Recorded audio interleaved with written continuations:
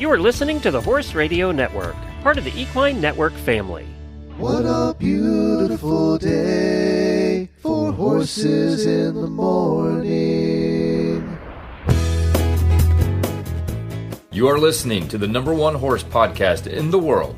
Here's your entertaining look at the horse world and the people in it.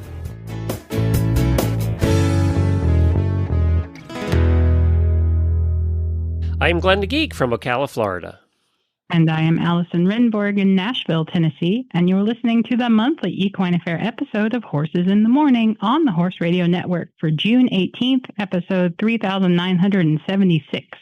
This episode is brought to you by Equine Affaire. Good morning, Horse World. It's the third Thursday of the month. That means it's time for the Equine Affaire episode, North America's premier equine expo and equestrian gathering. Well, I can't believe it's the third Thursday already of the month. That's very hard to believe, but that means it's Equine Affaire Day, and you're looking forward to the next Equine Affaire. But I'll tell you what, we got to talk about what's on today's show, and you have a fun show lined up, don't you? I do. We have a couple of really great guests today that I am very excited to share with you guys. The first is Maria D'Angelo, who's the artist behind our 2026 featured artwork, Colors of the Night. And then we'll be talking with Craig McCoskey, who is a skilled horseman, an author, and the mounted shooting clinician who will be presenting at Equine Affaire in Massachusetts. That's one of the fastest growing sports out there right now. Disciplines out there is mounted shooting. It's getting so popular. Well, starting at 9 a.m. Eastern on July the 8th, tickets for the 2026 Equine Affaire and the 2026 Fantasia in Massachusetts go on sale via Tix.com. Equine Affaire in Massachusetts will take place from November 12th to the 15th at the Eastern States Exposition. Fantasia returns for a thrilling three-night run on November 12th, 13th, and 14th. So head on over to Tix.com starting on July the 8th. And that particular show in Massachusetts, you really do want to book your Fantasia because it does sell out. So definitely get that booked ahead of time. Well, if you've seen the lovely trio of horses on our ads or our socials lately, you have already seen our next guest's handiwork. Maria D'Angelo is the talented artist behind this year's featured artwork, Colors of the Night. Maria specializes in equine art and private commissions, and we are beyond excited to get to chat with her today all the way from New Jersey. So, hi, Maria. Welcome to our show. Hello. Thank you for having me. Yeah, this is, I have been looking at your artwork forever, it feels like, because I work on our ads and our socials and our graphics and all those things, and I see it pretty much every working day. And so it's kind of surreal to finally get to talk to you because you made it. Oh, wow. Thank you. Tell us a little bit about you, first of all. Where do you come from? What do you do? What do you love to do? What do you know about horses? I'm a native New Yorker. I was born in Staten Island, New York, and I've been drawing since pretty much I've been old enough to pick up a pencil. All of my family know me as, Maria, the person that draws, ever since I was a little kid. Aww. Well, it's just kind of natural to express yourself that way. And I think we all start drawing early, but then not all of us become, Michelangelo. So, what made you keep going with it? I don't know. My dad was pretty artistic. He painted, but nothing professionally. He just loved to do it. Just a very artistic family. And I was never really encouraged to go into art as a career. I did other things, and probably in 2005, I decided, you know what, I want to try this professionally and try to see if I could do it as a living, because it's always been something that I love to do. I don't know, it's just something that I constantly want to create. So. And then I went full time with it probably 8 years ago. I was doing it part time, and then 8 years ago I decided to go full time, and so far everything's been doing fine. You're not a starving artist? Not a starving artist yet. And you know what? During the slow times, I guess I could always go back to a 9-to-5 job if I needed to, but so far I haven't needed to do that. Thank goodness. Thank goodness. Glenn and I know a little bit about that. We don't, we're good at the creative stuff. Why would you work a 9 to 5? Come on. Yeah. I mean, you do need to pay bills if nothing's coming in, but it's funny how that works. It just never ends, right? Yeah. But I'm going to get paid in 2 months. That doesn't work. No, it doesn't. Well, you do have to get used to it as an artist because you go through spurts of you're constantly busy where all these orders and the galleries sell all at once and you have shows and everything happens at once. And then you go through like 2 months, 3 months with nothing coming in.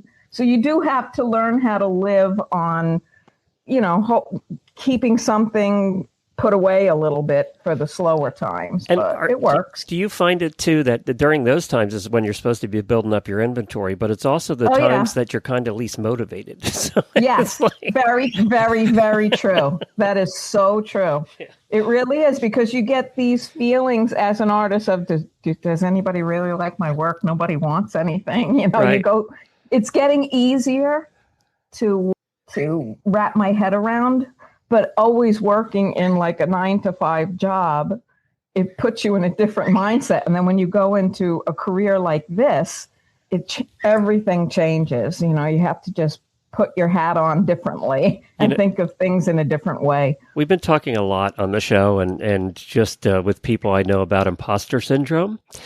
And how it never really goes away. It's just, I don't care who you are. You always have a little bit of imposter syndrome. And, that's what you're talking about there, too, because in those down times, you feel like that you're not worth it and nobody loves you. And, like, am I really doing this? Is this for real? No, it's true, though. Am I crazy? It's true. Yeah. Well, and you try when you're on the high points of going, see, you do belong. You can do this. You are great. But then you forget those. When you it's funny how quickly you forget that. You forget that really fast. Yeah. Why do we do that? Why do our brains work that way? I wish I could figure it out. I don't know. So you draw beautiful. I mean, I spent a while looking at your website. You don't just do horses, although your horses are amazing, but you do lions and wolves and tigers and bears. Oh my. I mean, I've even done houses. Oh, really? Yeah, believe it or not. And you don't do a lot of people, but the people you do are stunning. Like, thank you. Do you mostly look at pictures or do you like to have a live model? How does your process kind of work? It depends. I very rarely a live model. Most of the time, like with my commission work, with the stuff for the galleries, I try to go out and get as many photographs as I can and then just work from a bunch of different photos.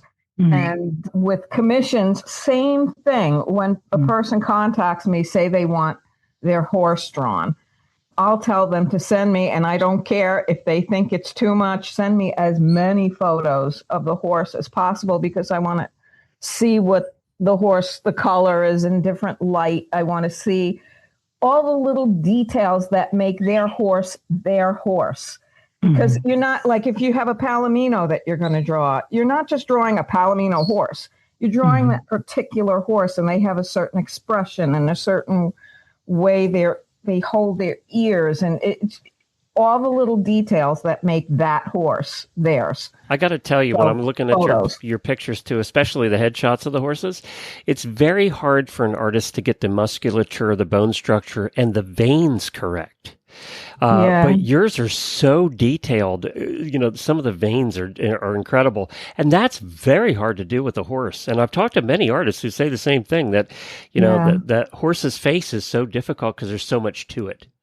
Yeah, I don't have a horse. I've never had a horse, but as often as I can, I try to get out there and find a horse and pet it and look at it and just feel their face, feel them, just to get to know that, where the veins are. And sometimes even if I'm having a problem drawing a horse, I'll go and I'm like, my husband, we have to go find a horse. I need to go and see. And with clients' horses, it so helps to have really good, sharp photos. And, it's not easy. So then sometimes I'll have to use my reference photos to see where that particular vein runs and whatnot. But yeah, I'm very into details. So I like to get everything perfect. Well, and I'm shocked that you haven't had horses because, I mean, you look at your art and I feel like you know what they feel like. You know what they look like. That I'm really shocked. I've never had the opportunity. I've never had. I grew up in Staten Island. It's a city. My parents, my family really aren't horse people. I mean, I only got a dog when I was, maybe 17. You know, animal. Yeah. But yeah, I've always wanted them, and I guess that's why I drew. They were the first things that I drew because I've always wanted a horse. So I guess I got that love of them out by getting them on paper. Well, maybe someday. You don't, I think you're a horse girl at heart. We can. I love them. I love everything. I love the smell of them. I just love them. Well, you were talking a minute ago about your love for detail, and there's this series on your site of like spurs and up close of these really elaborate bits. I mean, that stuff is incredible. Thank you. It looks like you could just reach in and touch it and feel the texture. That makes me pretty happy. Amazing. Yeah. Yeah, I love it. I love that. Those are Vaquero style spade bits and whatnot, and I love the Vaquero style. Their work, the silver work and the ropes and everything. It's just a work of art in itself. And I always think that those pieces add so much interest and texture into a drawing. It just makes it very interesting. I love it. And that makes sense. I look at your birds. You have a whole series of birds on your website too. And like the little fine feathers, like, do you see that, Glenn? Are you? Yes, you should go to her website. No, I'm actually there. And I'm wondering, because you said you like to go out and see horses occasionally. So do you keep some lions and tigers in your backyard too? No, I wish. Because those are pretty good too. That would be nice. Even wolves. But no, I mean, maybe a bear, Yeah, exactly. Their coats, you can look at your own dog to see what pattern, how the hair is formed, which direction it goes. So there's different things that you can do and then going online and finding really detailed photographs where you could zoom in and see which way, which direction the hairs go so that you can capture it in your drawing. But it's all a lot of reference material. Now, I know a lot of artists have... nice to have a tiger. I know a lot of artists that do pencil and things like that also play around with doing stuff electronically, right? Because they made the art program so good now. Do you do that at all, or is it all still... What do you mean electronically? So they use iPads and things like that, and they... No? Okay. No. I just get really good reference photos and try to zoom in as much as possible to see the direction of the hairs and all the little details where things fall and whatnot. But no, I don't use my iPad. No. So you just do straight pencil or things like that on paper, like your old school. Right. Wow. Right. How long does it take you to do a piece? I mean, and I guess it all depends on the detail, but yeah, it depends on the detail. I can go like anywhere from like 3 days on up to a couple of months, Wow. Yeah, it just depends. Depends on how large the piece is. And horses, because I've been doing them for so long, they seem to go a little faster because it's like second nature to me. Okay, I've always wanted to ask this. What happens when you get 3/4 of the way through and you do something totally screw it up? Do you have to start over? Can you cover it up? What? It just depends. It depends on what you've screwed up. Sometimes you may have to start a piece over, but a lot of times you can fix things. I mean, it just depends on what it is that if it's a light of erasing and, and with the colored pencil, if you've layered so many colors down already and then something is really wrong, you might have to start over, but I've never had that really happen. I've never had to start a piece over. So I assume you don't drink coffee by your pieces either then, because that... Actually, I do. I'm terrible, but it's close, but not next. Yeah. No, I've never had an accident like that happen. Thank God. Oh, Glenn, now I you brought jinxed that her. up. It's going to Oh happen. God, it's going to happen. Well, at least you don't paint, and so you don't mix up your paint water with your coffee, because Yes. No, I don't do that happens. I do paint. I have done oils and I have done watercolor, so Oh, I awesome. do that. Yeah. Yeah. Well, don't ever mix your paint water No. with your coffee. Okay. You never know. Put a little coffee in the paint, see if it works.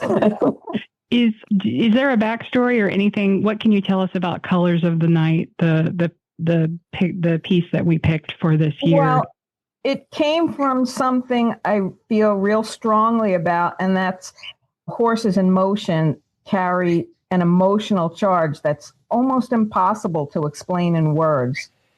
These are like three horses running together at night, and they're different colors, different energies, but completely unified in that moment. And I had the chestnut represent fire, and the palomino is warmth and power, and the gray is light. Mm-hmm. And they're kind of luminous against that deep blue-black sky, and together they become something bigger than any one of them individually. And the background just strips everything away except the horses and that electric blue that bleeds through it. I just wanted the viewer to feel like they were witnessing something private and something that happens when no one else is supposed to be watching, just that energy. It does feel like that. It kind of feels like there's nothing else in there except the three horses kind of going together. Okay, I have a question for both of gorgeous. you then, because I don't know the answer to this, and I've been doing the show for a long time.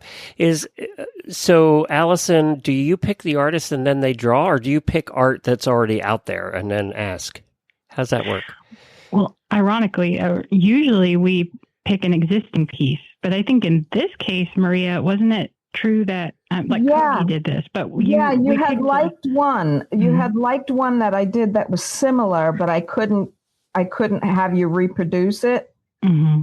And so I did one very similar to that with three different color horses. But you picked two. You also picked, I believe it was Onyx. Mm-hmm. That was the original one that you were drawn to. You picked the two of them. So I didn't know which one you were going to go to. Onyx, you were able to, I said you were able to reproduce, but. And we like to pick two. We like to have sort of a primary and then a secondary. And we use the secondary one, in this case, Onyx, in other pages of our event program and things like that. Cool. But in this case, it was sort of a special request that Maria, I think you turned it around really fast too. We were shocked in the office. Like I said, with horses, I move faster because I've done them for so long. It's almost second nature. Mm-hmm. And I've done some pieces that are huge, that are like a 40 by 30 inch piece. Wow. I don't know if you're on my website, but there's one of them, it's called Yellowstone, and that's a pencil, and it's 40 by 30. And that one, believe it or not, as big as it is in pencil, that probably took me maybe 3 weeks, 3 weeks to do. It's just because it's a horse. All right, that's it. When we're done, give me your address. I'll ship you a horse, and that way you can finally have one. Do you have one you want to get rid of, Glenn? Yeah, I'll gladly ship you one. I don't have much room for one, but I'll find space. We need to get you out of New Jersey into a place that has a little acreage. Oh, I would love to. I want to come out west so bad. Yeah, well, and I can tell that because you have so much Western influence in your stuff. Yeah. Like I was shocked when I went and looked, and I was like, oh, she's in New Jersey. Yep. Since I was a tiny little kid, I've always been drawn to Westerns and the West, and it's just, I love it. I don't know. It must have been a different lifetime or something. I don't know. We'll have to just get you shipped out there. Sorry. Yeah. Go ahead, Glenn. How do people, if they want to do a custom or they want to buy one of your prints, what do they do? Oh, they could either go to my website, mariadangelo.com, or they could email me, mariadangeloart@aol.com, and just let me know that you want a commission piece, and I'll take it from there. I'll just give you information and speak to you on what you want. I work with people easily, so. Well, and we'll put. Can we use that? Can we use that in our show notes? The Sure. print that we're talking about, to Allison. Will that be in the show notes picture? Yes, Okay. we can put Colors of the Night in there. Okay, That'd great. be- and Onyx. Great. Yeah. Great. That's terrific. Maria, thanks for joining us. It was a lot of fun. Thank you. It was very fun. I was nervous, but there was nothing to really be nervous No, about. it's just us. Aw, Yeah, it's just great. us. Thank you so much. I so appreciate it. MariaDeangelo.com.